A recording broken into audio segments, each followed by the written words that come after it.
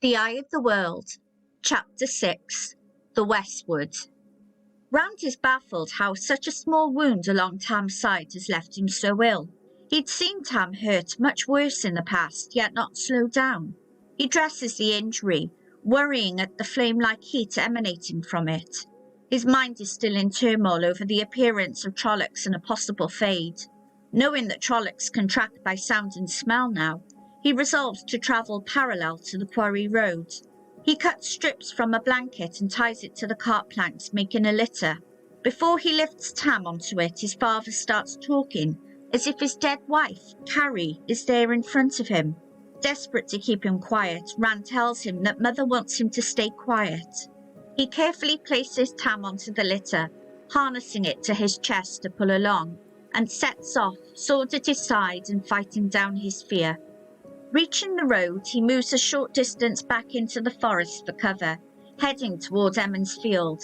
Every time the litter hits a tree root or bump, Rand winces at his father's moans of pain. Feeling exhausted, he realises he hasn't eaten since the honey cakes. He's done a full day of chores and walked miles already. Rand longs for the safety of the Wine Spring Inn, Marin's lamb stew, a warm hearth, fresh bread and tea. Suddenly, Tam begins talking about a flood of people coming over the dragon wall and washing the land in blood for Laman's sin. Rand stops, trying to get him to be quiet, reassuring Tam that the Trollocs are gone, thinking that's what he means. Seizing Rand's collar, Tam continues, saying that the people thought they were savages, yet they won every battle, burning cities until nations united. The city of Carrion smouldered and the invaders reached the shining walls before leaving. Rand silences him with a hand over his mouth, hearing a rhythmic sound approaching.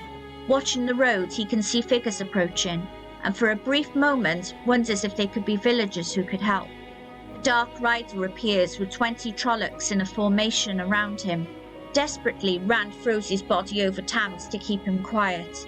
Rand watches them disappear to the west, and about to leave, feeling the danger may have passed, the rider suddenly reappears in silence. The horse travels a few paces, then stops as the rider peers into the forest. A few steps more and he repeats the process. During this search pattern, Rand can barely breathe, and he grips at the sword hilt, feeling the hate emanating from the rider. After searching Rand's position, the rider suddenly turns and gallops back in the direction of the Trollocs. Rand sighs in relief, gulping for air, and checks on Tam, trying to get him to drink some water, but his father is too weak and chokes. Fear has Rand moving again back toward the village with renewed purpose.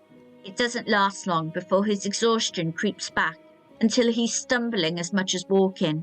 He visualises Emond's field in winter night, villagers visiting each other's homes, Master Luhan singing and Matt playing his pranks. Tam begins to talk again, this time about a Vendosora, the tree of life that makes no seed. But a cutting was gifted to Carrion, a royal gift given by those who never make peace. That it grew for 500 years until it was cut down. Laman's sin was the blood that was paid for that.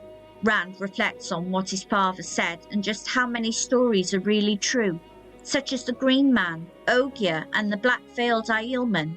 His father starts speaking again, of fighting in a battle in the snow, the heat and the sweat and blood, of trying to find a place away from death's stench, of finding a dead female Aiel and a newborn baby, blue with cold and wrapped in her cloak, of taking the baby to his wife Carrie.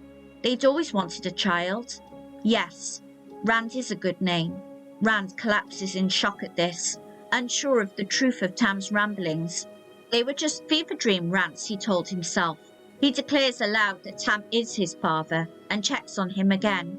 The fever is much worse, and Rand picks himself up again and moves on, all the while repeating to himself that Tam is his real father, while an inner voice denies it.